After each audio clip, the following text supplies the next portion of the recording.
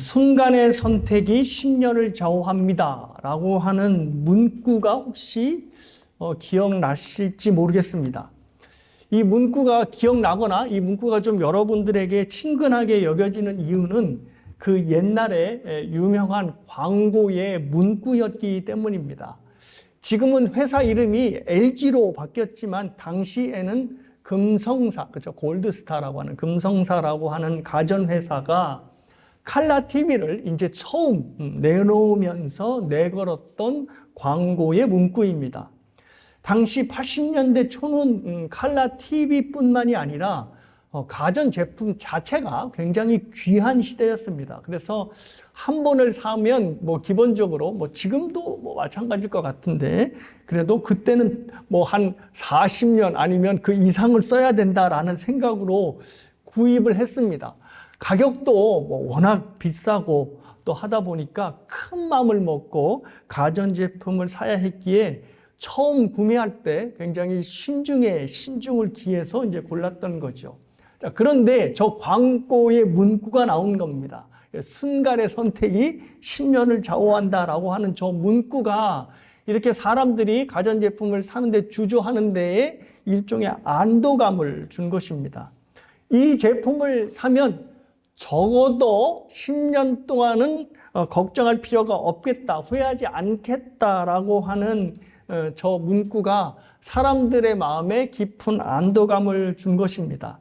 그래서 저 문구로 인하여 엄청난 매출, 경쟁사와 비교해서도 비교가 되지 않을 정도로 매출을 올렸다 하죠.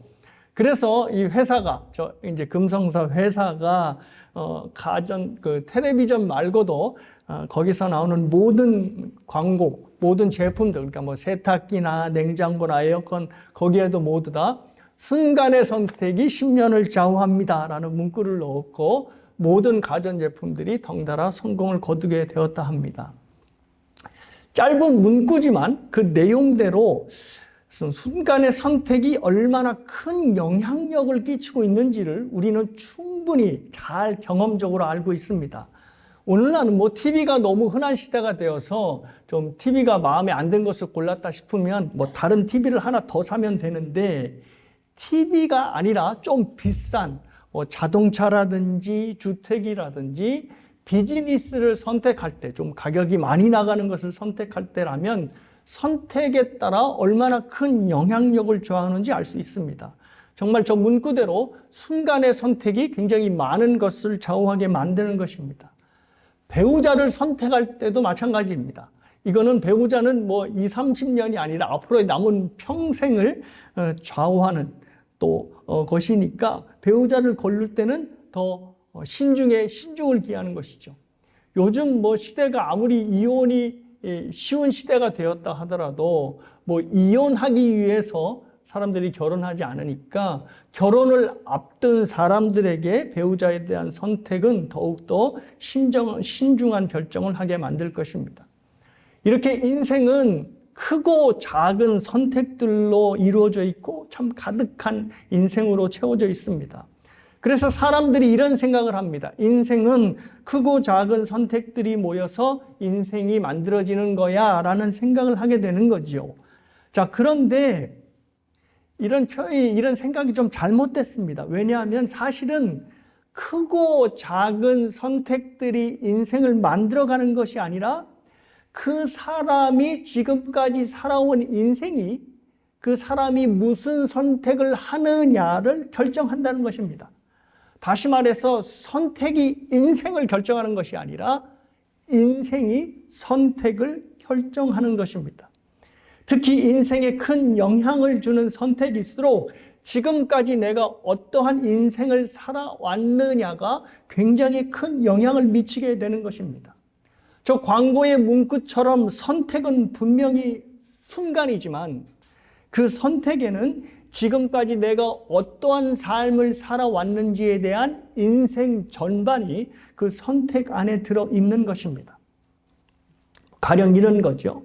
어떤 한 신실한 집사님이 회사에서 임원으로 승진을 하게 되었답니다. 모든 일에 성실하고 꼼꼼한 집사님으로 이렇게 유명하고 또 알려져서 회사가 그분을 알아주고 그분에게 일을 맡겼다 합니다. 자, 이 회사가 그분에게 맡긴 일은 회사의 재정 전반을 이제 감독하는 일이었다고 하는데요. 그래서 정말 중차대한 일을 이 집사님이 맡게 된 것입니다.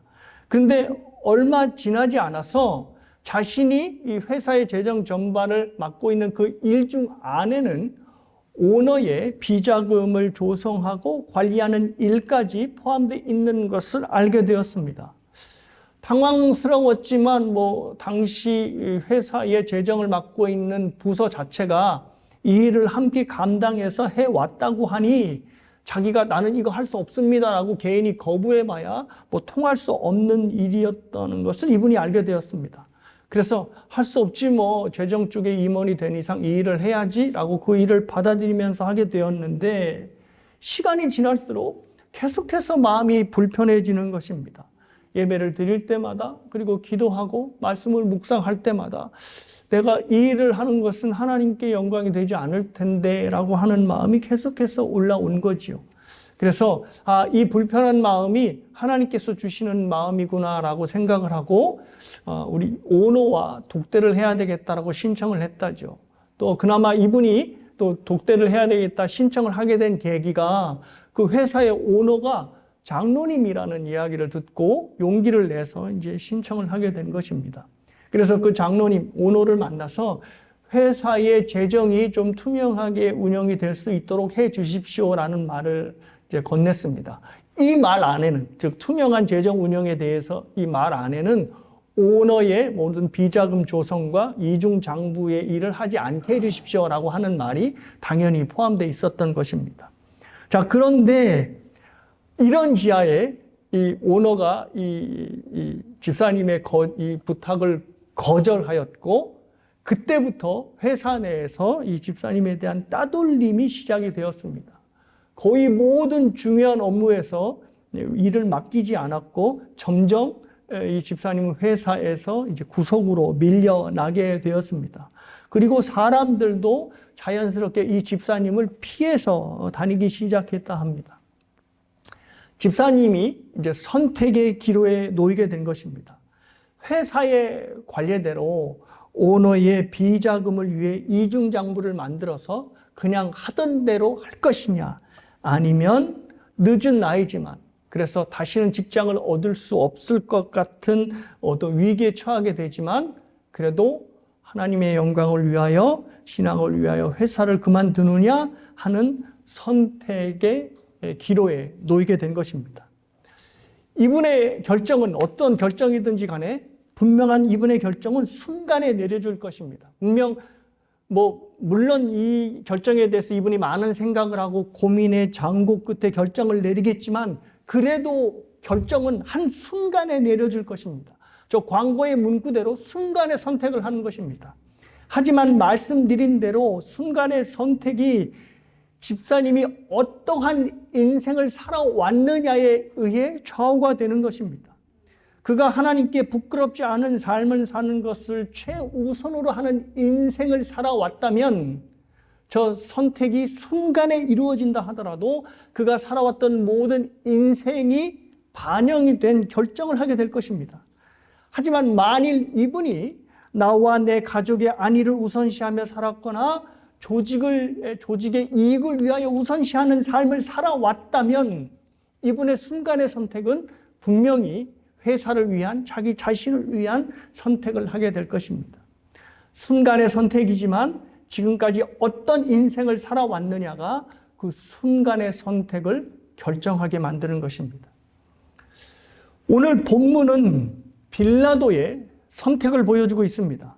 빌라도는 요한복음 18장, 19장에서 자신에 대한 큰 영향을 미치는 선택뿐만 아니라 하나님의 나라 그리고 인류 역사에까지 큰 영향을 미치는 선택을 하였습니다.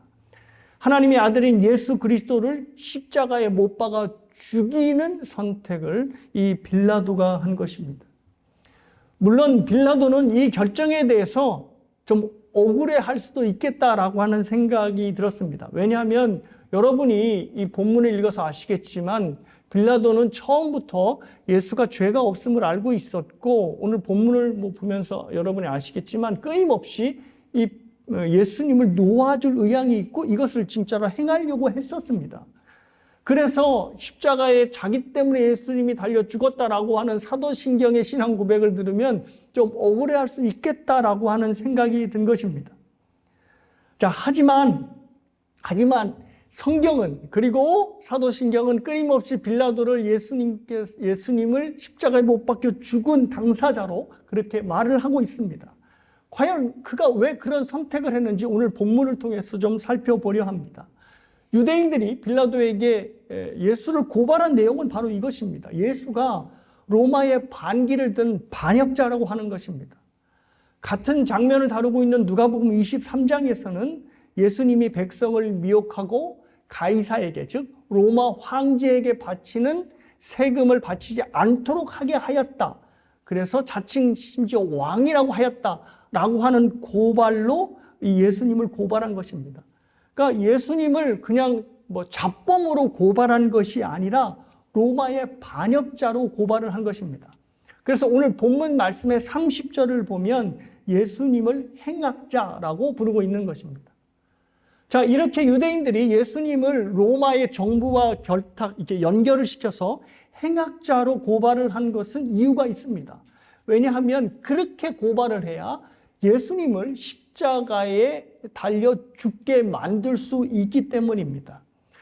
신명기 21장 23절에서는 이런 말씀이 있습니다.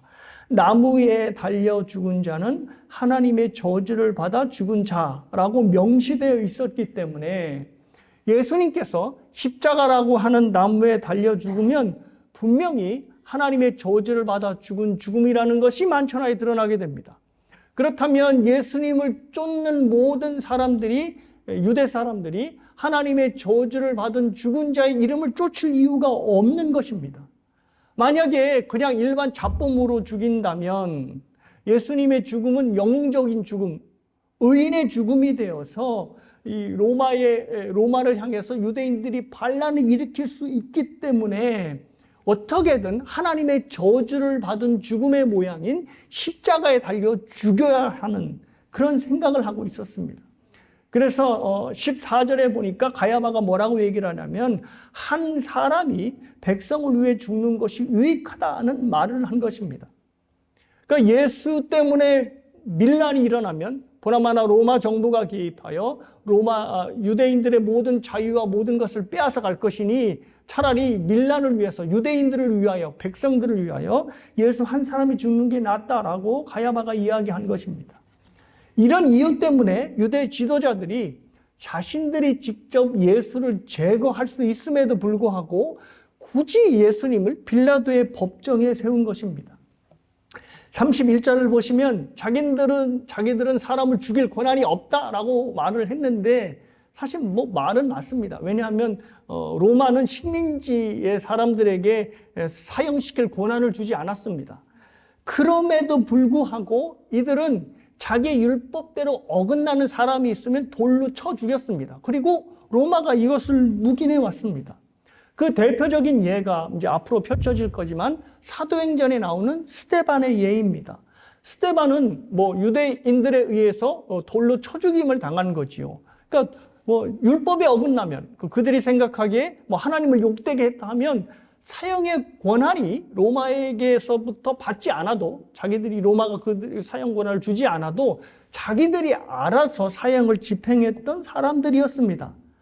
그래서 이 빌라도도 그것을 알기에 31절에서 그를 데려가, 즉 예수를 데려가 너희 법대로 행하거라 라고 말한 것입니다.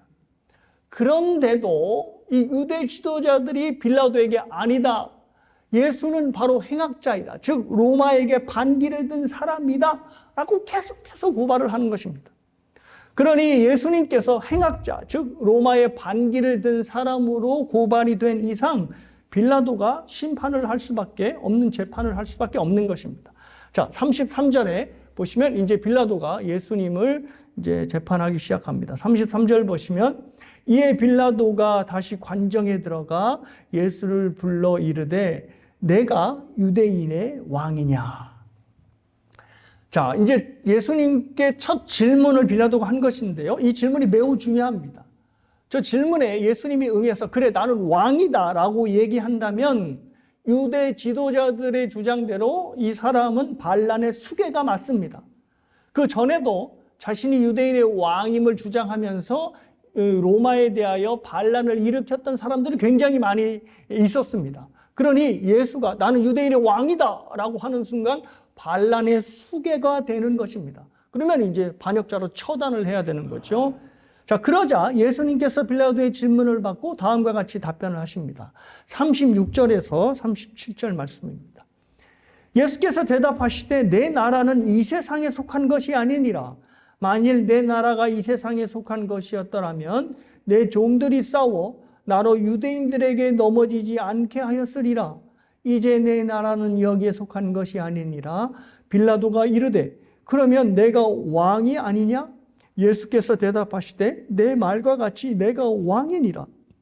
내가 이를 위하여 태어났으며 이를 위하여 세상에 왔나니 곧 진리에 대하여 증언하려 함이로라.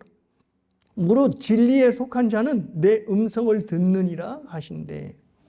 당신이 왕이기는 한데 당신의 나라는, 즉 예수님의 나라, 하나님의 나라는 세상에 속한 나라가 아니라는 겁니다.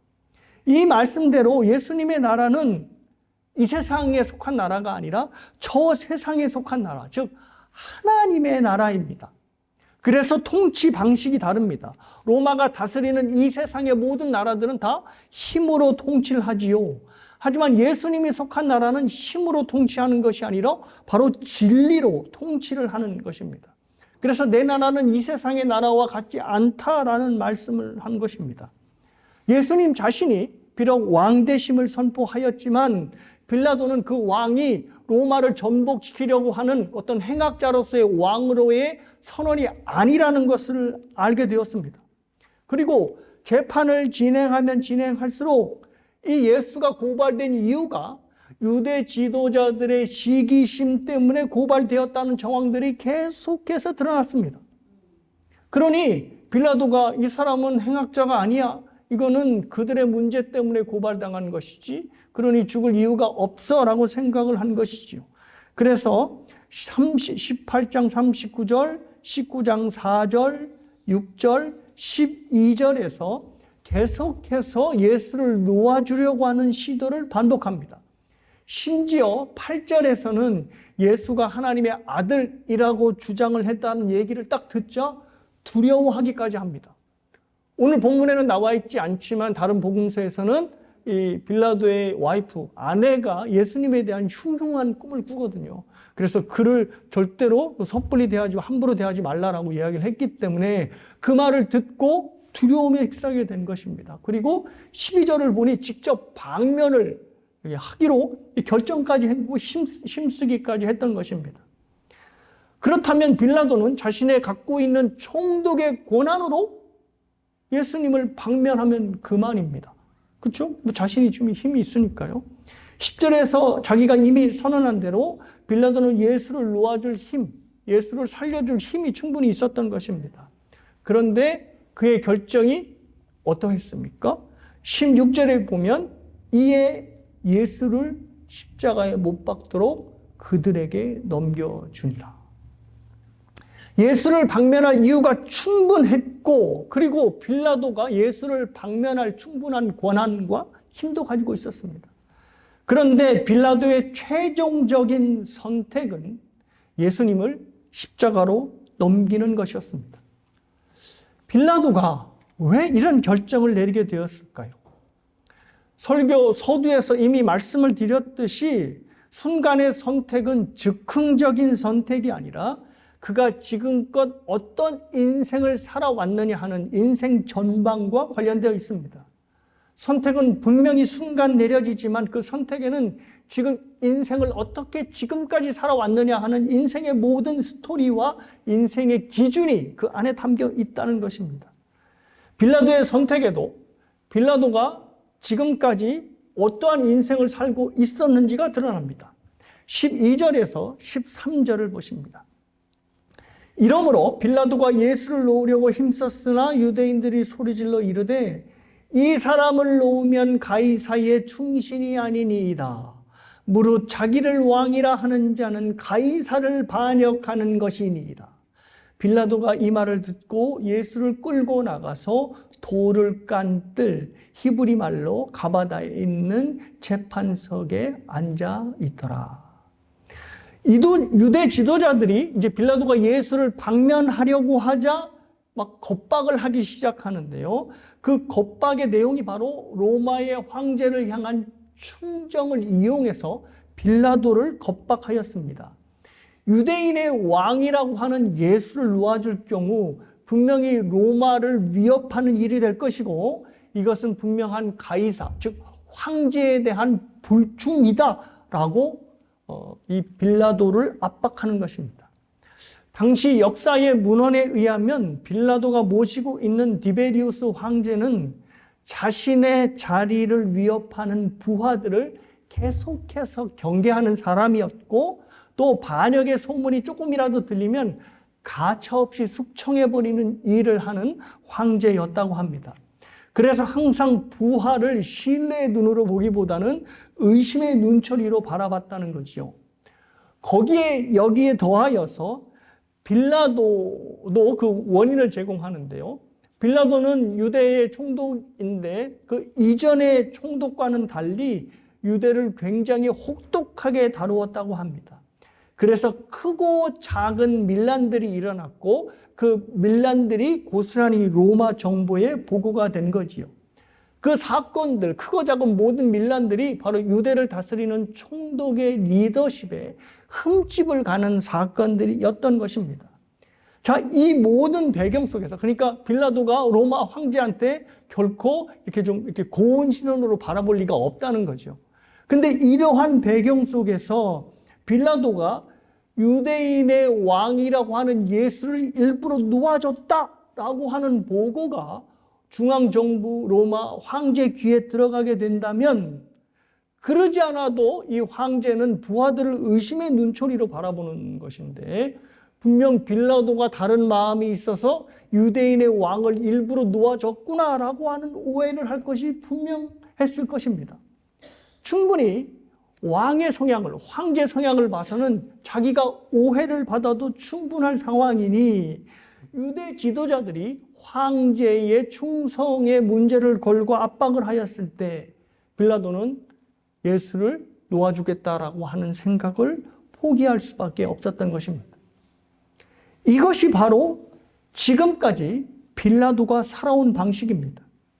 빌라도는 철저히 자신의 권위, 자신의 안위, 권력을 위해서 살아왔던 사람입니다. 자신의 권력을 위해서라면 누가 억울한 누명을 씌워 죽게 되든지 말든지 아니면 불순한 세력이 누명을 씌운다는 것이 드러난다 할지라도 거기에 전혀 상관하지 않는 인생을 살아왔다는 것이 여기에서 드러나는 것입니다. 때문에 예수를 십자가에 내어주는 빌라도의 순간의 선택은 유대 지도자들의 압박에 못 이겨서 할 수 없이 내려진 결정이 아니라 자기의 안위를 위해 살아온 사람이 내리는 지극히 자발적이고도 자연스러운 결정이었습니다. 불의한 인생을 살아오는 사람이 자연스럽게 내려지는 불의한 결정이었던 것입니다. 이 부분이 오늘 본문에서 우리가 생각해야 할 부분이라고 생각합니다. 우리의 인생은 말 그대로 수많은 선택들로 이루어져 있습니다. 지금까지 여러분들은 수많은 선택을 해오셨고 또 앞으로도 수많은 선택을 하게 될 것입니다. 나를 위해, 또 내 가족을 위하여, 또 교회를 위하여, 또 우리 교회를 위하여서 여러분이 호흡이 끝이기 전까지는, 멈추기 전까지는 아마 계속해서 많은 선택을 하게 될 것입니다. 그런데 그 모든 선택들이 지금까지 내가 살아온 삶과 무관하지 않다는 것입니다. 지금껏 내가 무엇을 하며 살아왔느냐, 아니면 어떠한 기준을 가지고 살아왔느냐, 그리고 지금 내리는 이 선택이 내가 어떠한 것을 더 가치 있게 생각하는 것으로 내렸느냐와 다 연결되어 있다는 것입니다. 내가 하나님의 말씀, 진리를 따라 사는 삶을 살아왔더라면 내가 내리는 선택, 그리고 앞으로 내리는 모든 선택들은 모두 진리에 합당한 선택이 될 것입니다. 여러분께 묻겠습니다. 여러분은 어떤 선택을 해오며 사셨습니까? 그 선택이 진리에 따른 선택입니까? 또 하나님의 영광을 위해 선택입니까? 아니면 빌라도처럼 자신의 안위를 선택하는 선택입니까? 여러분의 선택은 빌라도의 선택이었습니까? 아니면 예수님의 선택이었습니까? 이미 말씀드렸지만 여러분의 선택이 어떠한 선택이었는지를 알기 위해서는 내가 지금까지 어떠한 인생을 살아왔는가를 살펴보면 명확하게 드러납니다. 빌라도가 예수님을 신문하면서 굉장히 중요한 퀘스천, 밀리언 달러 퀘스천, 100만 불짜리 질문을 예수님께 합니다. 그 질문이 바로 33절에 내가 유대인의 왕이냐라고 하는 질문과 35절에 내가 왕으로 무엇을 했느냐라고 하는 질문입니다. 그런데 이 두 질문이 서로 연결되어 있습니다. 그러니까 빌라도가 예수님께 이걸 묻는 것입니다. 네가 유대인의 왕이라면 너는 무엇을 하며 살았느냐라는 것을 묻고 있는 것입니다. 그러자 예수님께서 37절에 이와 같이 말씀하셨습니다. 뭐는 말씀을 하셨냐면 네 말과 같이 내가 왕이다. 내가 이를 위하여 태어났으며 이를 위하여 세상에 왔나니 곧 진리에 대하여 증언하려 함이라.